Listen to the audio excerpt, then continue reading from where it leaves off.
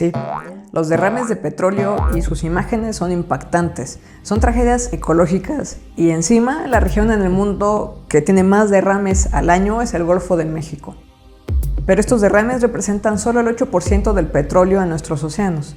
Alrededor del 40% del derrame total en el mundo tiene un origen natural y sirve como fuente de alimentación para algunas bacterias.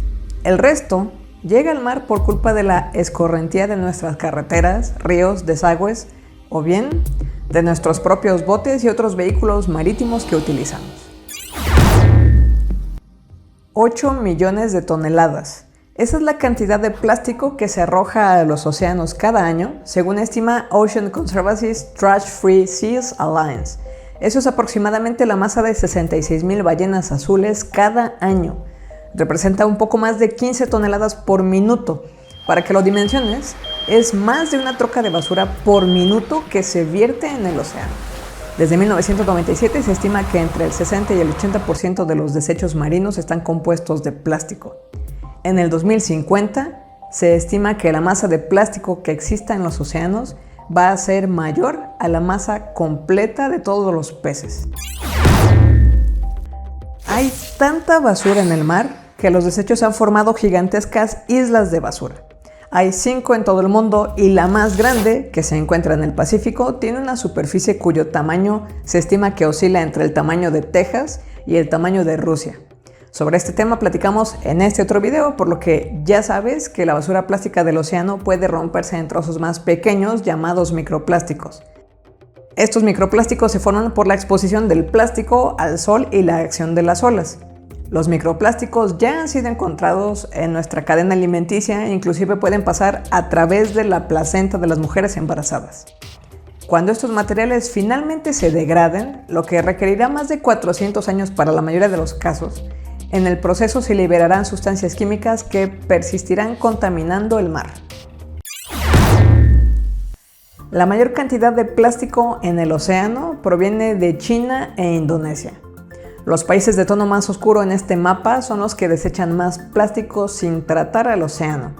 Esta es la tabla de los 20 países más contaminantes del planeta en ese aspecto. Como te platiqué en este otro video, al lavar la ropa se liberan cientos de miles de microfibras sintéticas que son arrastradas a nuestros cuerpos de agua. A diferencia de los materiales naturales como el algodón o la lana, las fibras plastificadas no se descomponen rápidamente. ¿Quieres saber cómo reducir tu impacto personal en este sentido? Ve el video. Por muy desagradable que sea ver la contaminación de los océanos, lo que no podemos ver es posible que sea peor.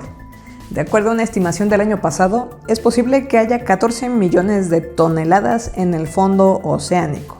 Y es posible que en cualquier momento dado haya más de 100,000 toneladas de plástico dentro de organismos vivos del océano. Este es material que es aún menos probable que en algún momento los humanos podamos limpiar. Cuando se vierten en el mar grandes cantidades de nutrientes agrícolas como el nitrógeno, estos pueden estimular el crecimiento explosivo de algas. Cuando las algas se descomponen, el oxígeno de las aguas circundantes se consume, creando una vasta zona muerta que puede provocar la muerte masiva de peces y otras formas de vida marina. Se conocen regiones hipóxicas en el océano desde 1950. Estas son áreas de tan baja concentración de oxígeno que la vida animal se asfixia y muere. El Golfo de México tiene una zona hipóxica estacional que se forma cada año a finales del verano. Su tamaño varía entre menos de 5,000 kilómetros cuadrados y aproximadamente 22,000 kilómetros cuadrados.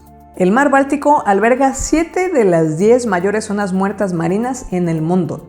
El aumento de la escorrentía de los fertilizantes agrícolas y las aguas residuales aceleran el proceso de eutrofización y al mismo tiempo este proceso es intensificado por la sobrepesca del bacalao.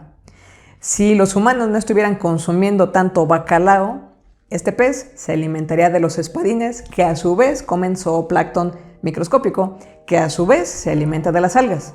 Si hay menos bacalao y más espadines, esto termina significando que hay más algas y menos oxígeno.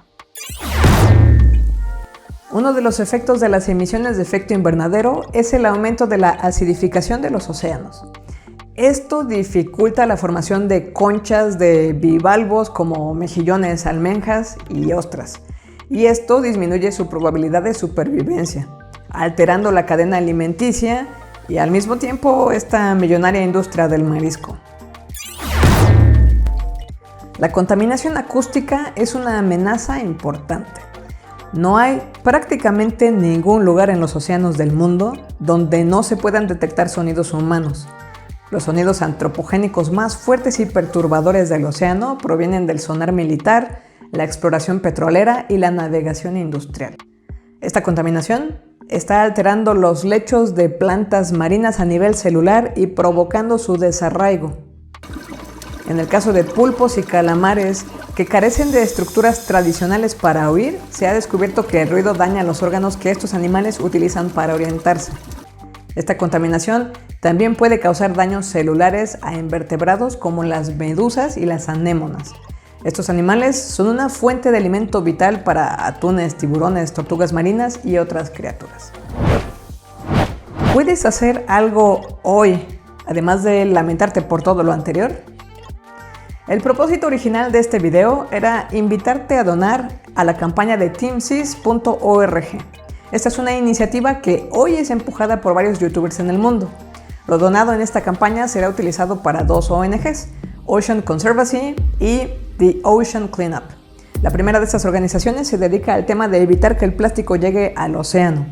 Y la segunda promete extraer plástico a través de ciertas tecnologías. El problema con esta última organización es que ha habido recientemente una gran controversia porque el último prototipo que han probado posiblemente dañe vida silvestre, además de extraer plástico.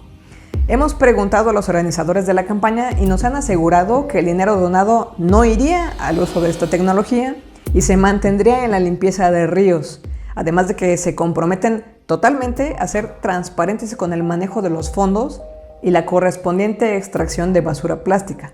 La promesa de esta campaña es que por cada $1 que tú inviertas, se va a recuperar 1 libra de basura plástica. Esta no es una cantidad menor, pero yo sé que puede percibirse como que en lugar de buscar opciones para cerrar una fuga de agua, estamos sacando el agua que nos inunda a cucharadas.